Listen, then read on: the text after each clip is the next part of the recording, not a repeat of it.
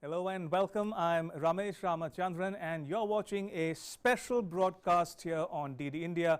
We're calling it Afghanistan in Turmoil. Now over the next 30 minutes, we'll bring you up to date on the situation in Afghanistan where hope recedes as Taliban returns.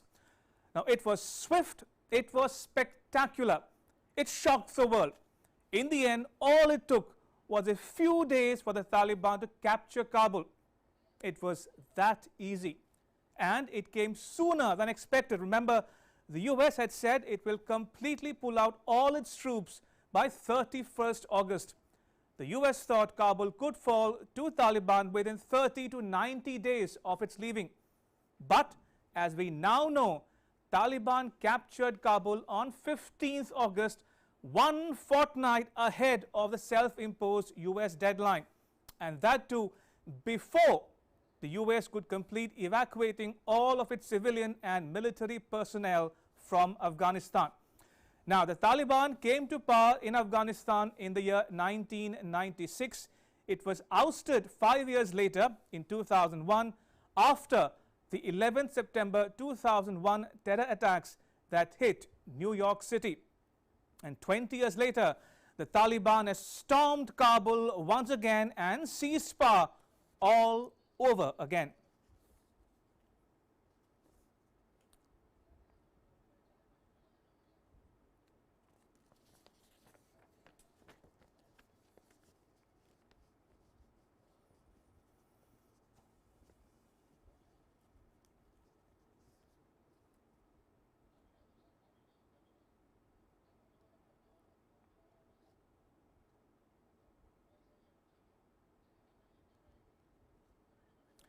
Now the situation is delicate, it's fluid.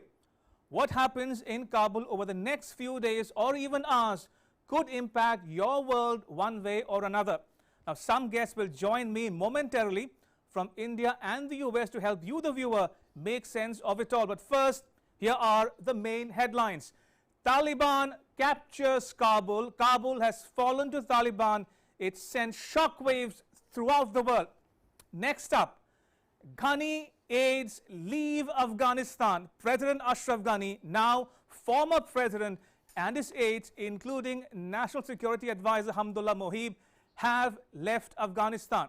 Next, I left to prevent bloodshed. Now Ghani puts out a statement explaining why he thought it was best to get out of the country. Let's move on to the next headline and also move the systems here for me. Now next up, Karzai and Abdullah remain in the country. Remember, these two leaders have chosen to stay back in the country. Now Afghans flee for safety. I'll ask my producer to rectify the technical situation I am facing in the studio here. Next up is Afghans flee for safety. Afghans make a beeline for the Kabul airport. Some have reached New Delhi. Next up, Karzai and Abdullah in the UNSC meeting on Afghanistan. Now this meeting has just begun in New York City under India's presidency. So those were the headlines of the hour here. Next up, let's take a look at the Taliban's rapid gains now. Now Taliban enters Kabul on Sunday. This is a recap of the events for the benefit of viewers tuning in from home and abroad. Next up, US evacuates diplomats and others. Firing heard at some places in Kabul. Next up, Biden deploys 5,000 US troops, and we'll explain to you why in the next plate, because Biden put out a statement saying, I have authorized the deployment of approximately 5,000 US troops to make sure we can have an orderly and safe drawdown of US personnel and other allied personnel, an orderly and safe evacuation of Afghans who helped our troops during our mission and those at special risk from the Taliban advance, unquote. Now that was not all. Biden justified his decision to pull out his troops from Afghanistan by saying this, I quote, one more year or 5 more years of US military presence would not have made a difference if the Afghan military cannot or will not hold its own country, and an endless American presence in the middle of another country's civil conflict was not acceptable to me, unquote. Next up, Blinken talks to Ghani. He discusses about the urgency of ongoing diplomatic and political efforts to reduce the violence. Moving on, Jalalabad falls to Taliban without a fight. Now, Jalalabad is in the east of the country, is the 5th largest city. Next up, Ghani holds meetings, including meeting his core team, which included Chairperson of High Council for National Reconciliation, Dr. Abdullah Abdullah, former President Hamid Karzai, Foreign Minister Hanif Atmar, and National Security Advisor Hamdullah Mohib. Also moving on, Ghani talks to US officials in Kabul. Next up, Indian ambassador calls on Atmar. India's ambassador to Afghanistan, Rudrendra Tandon, called on Foreign Minister Hanif Atmar. Next up, Ghani addresses the nation on Saturday. Ghani says he's talking to local leaders and international partners, says he will share the outcomes of the talks with the people soon. He adds that strengthening the Afghan armed forces is top priority. Moving on, Taliban captures Mazar-e-Sharif. Now, Mazar-e-Sharif is the 4th largest city, so Kabul airport is the only way out of Afghanistan. The airport is still in government hands. Warlords free to safety.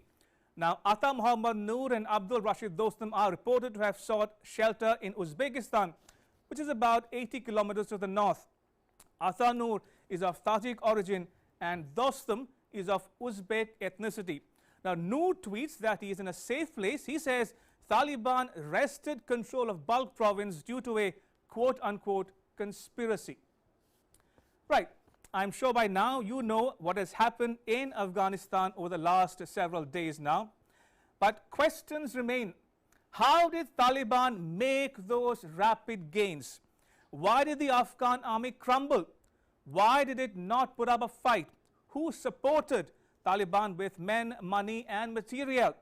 If you believe the Taliban, it is popular among the people of Afghanistan, and that's why they make rapid gains. They're shocked at the lack of resistance put up by the Afghan armed forces. Next up, will Taliban share power? Now, that's another interesting question to which there are no easy answers.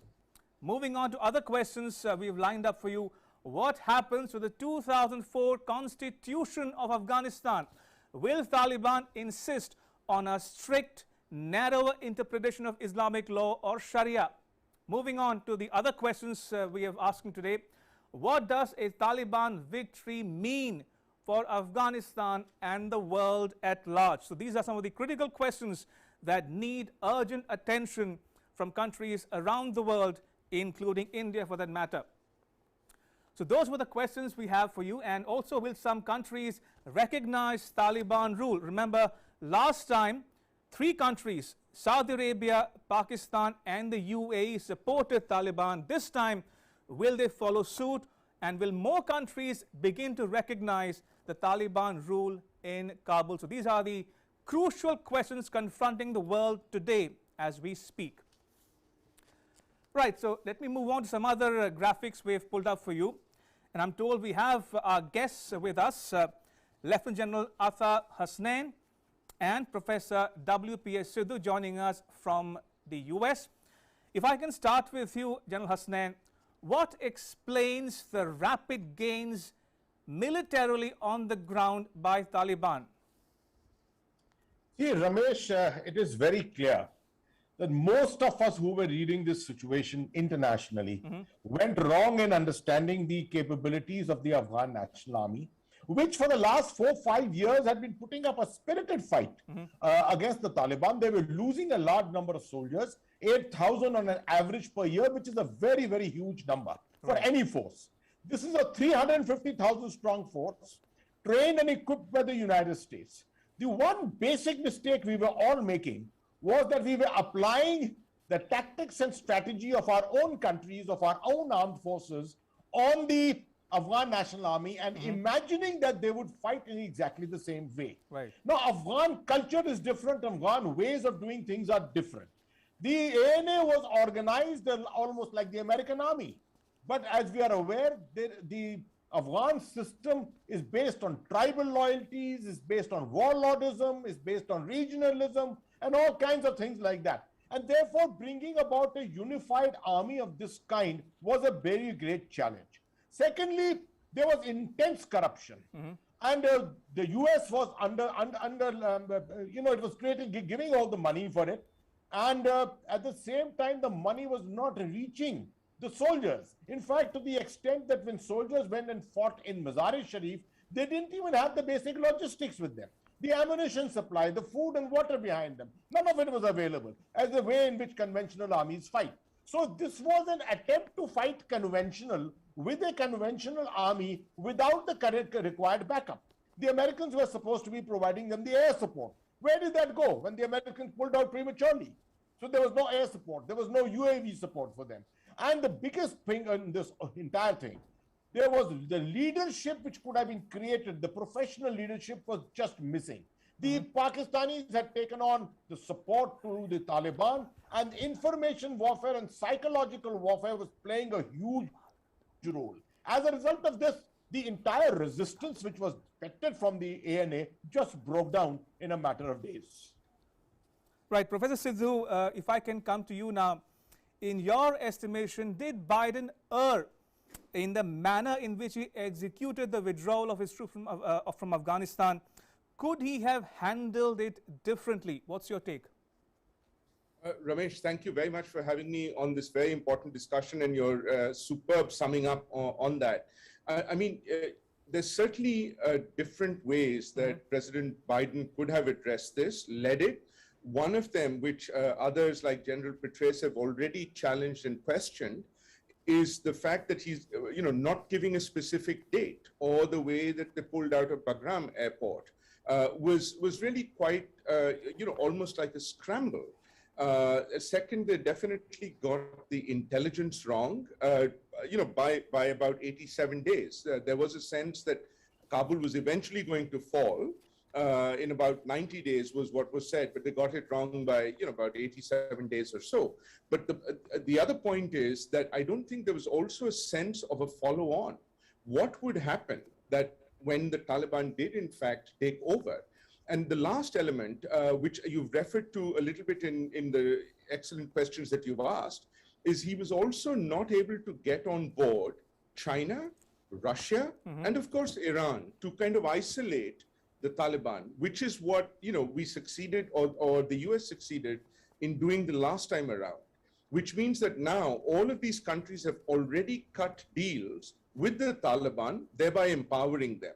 So I think there was a clear mismatch between the military capabilities of the Afghan government, but also the diplomatic support that the US could have provided to ensure a stable and secure Afghanistan, number one, involving all the neighbors, and number two, involving the United Nations, which has really been left, dealing with this mess. Right. General Hasnain, what does the Taliban takeover mean for countries such as India, for that matter? How do you look at the Taliban-Pakistan nexus?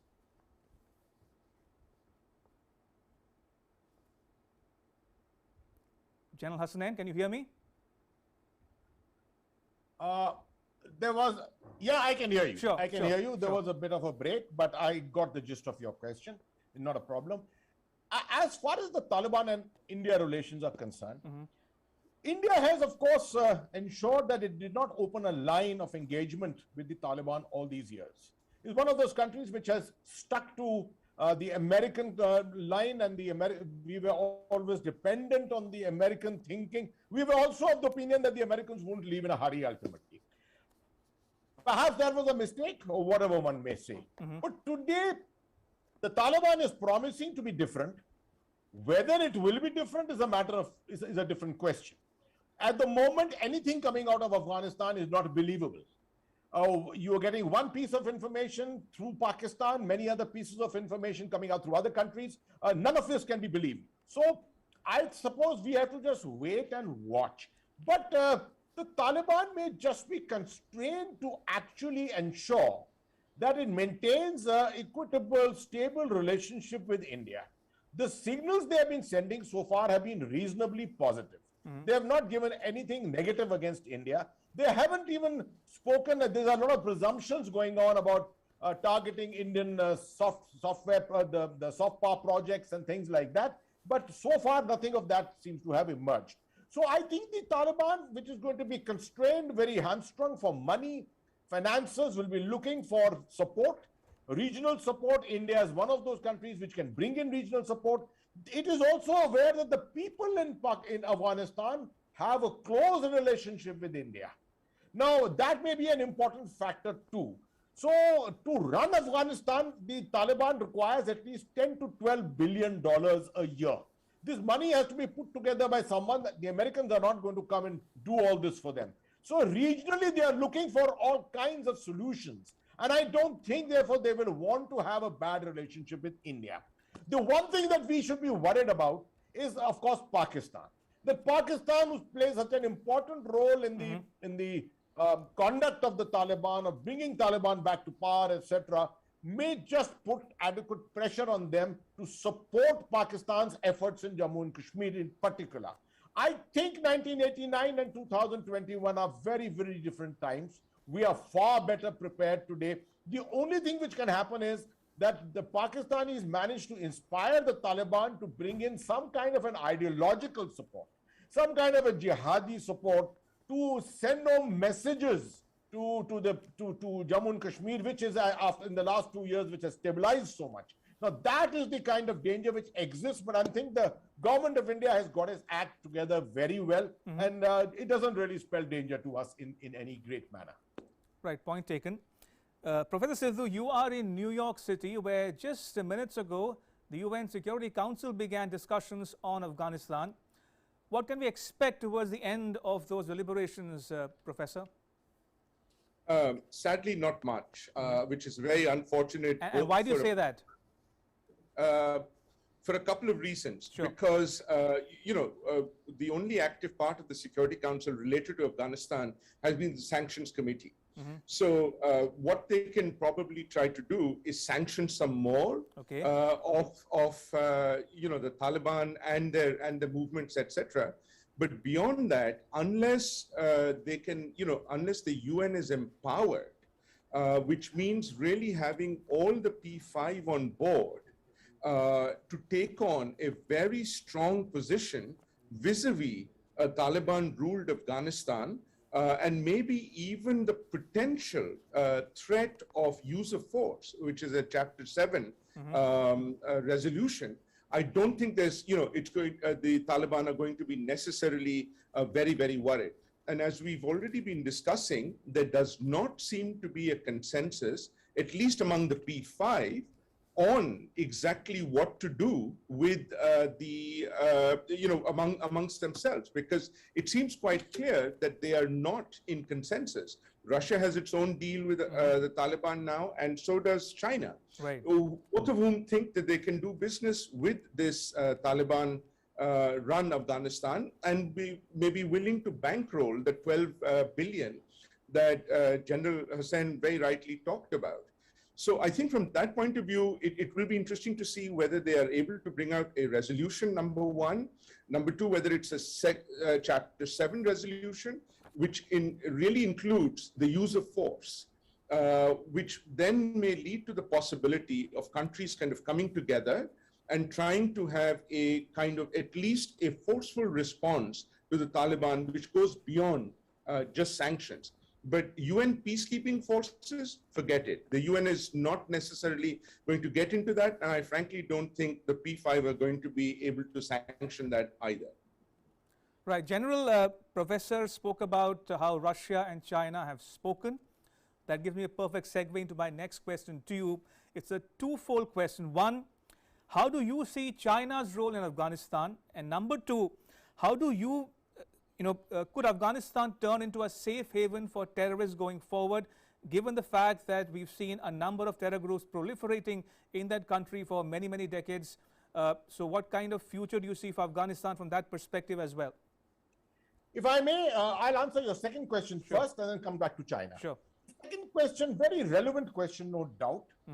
This is a place to which the gravitation of international terror groups is very, very usual and under observation at all times. Right. One of the reasons is, of course, the terrain itself, the badlands, the narcotics and the arms trade which goes on at all times, reasonably unstable countries around in Central Asia, energy pipelines and things like that, and therefore lots of money available. The ISIS also gravitated here after its defeat in the Middle East, if you remember, northern Afghanistan and these areas.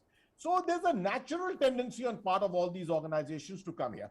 Whether the Taliban wants to have a change of face is going to be a difficult thing for them to achieve, because they will have to probably battle out the ISIS. They will have to battle out other groups who intend to take, these areas under their control. That is going to lead them into a major problem, the kind of turbulence which the Taliban will not want. So I do foresee that despite the fact that the Taliban may be wanting to put up a change of face completely, it's not as if everything is going to be hunky-dory in Afghanistan at this particular time. This is what the Chinese fear. This is what the Russians fear. First, the Russians. They are fully aware that 11% of their population is Muslim. They are Dagestan, Chechnya, and places like that, and they are worried about Central Asia. They cannot afford to have their underbelly unstable at any time. The Chinese are equally worried about Xinjiang. They know that the Urumqi, the Uyghur population, they have major problems with them. They would not like anything from Afghanistan emanating in terms of support for the Uyghurs. And therefore, the Chinese are primarily looking at actually attempting to aggregate this whole region under their influence of the Belt and Road Initiative. Right. That is their prime purpose. The Belt and Road Initiative, not so much for economic reasons, much more for strategic reasons at this moment. Right. General, I know you're pressed for time, and may I thank you once again for making time for us here on DD India. Appreciate it, and hope to see you again. And right. And if I can go back across to my other guest on the show, Professor Sidhu, joining us from New York. Professor Sidhu, now Antony Blinken says that he still reposes faith in the Doha process, but one wonders why. Because Taliban, after scoring a military victory, will it even care for a political settlement or diplomacy anymore? Again, a very good point.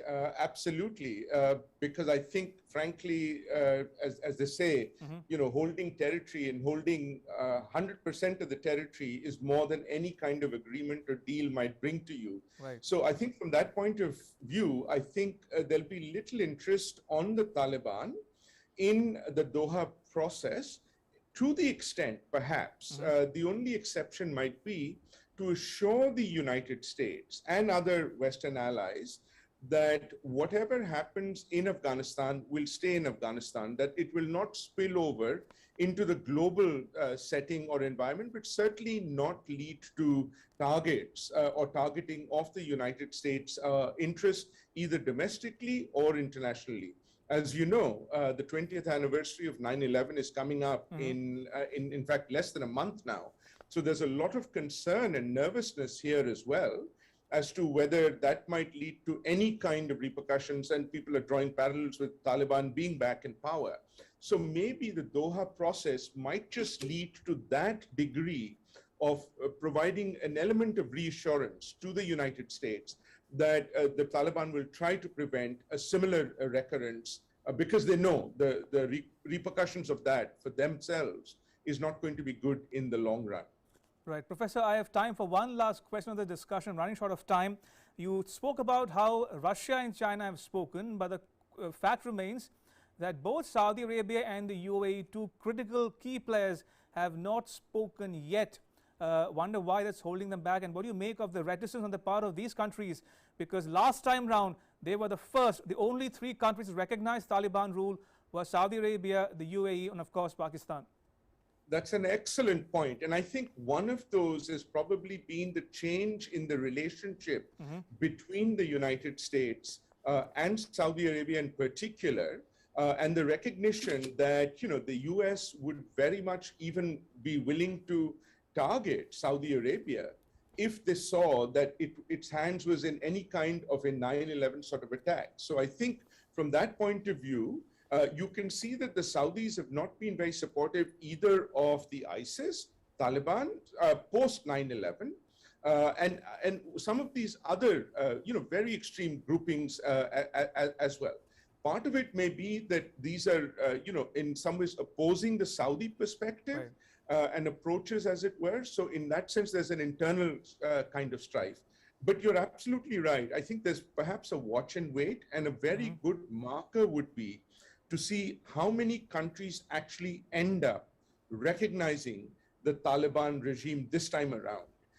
And I think if the number is actually more than 3, which was appalling, then you may recognize that this Taliban regime has probably learned some of the lessons from the past and has been more savvy about, you know, what to do vis-a-vis the future. And I would certainly look out for China, for Russia, and Iran.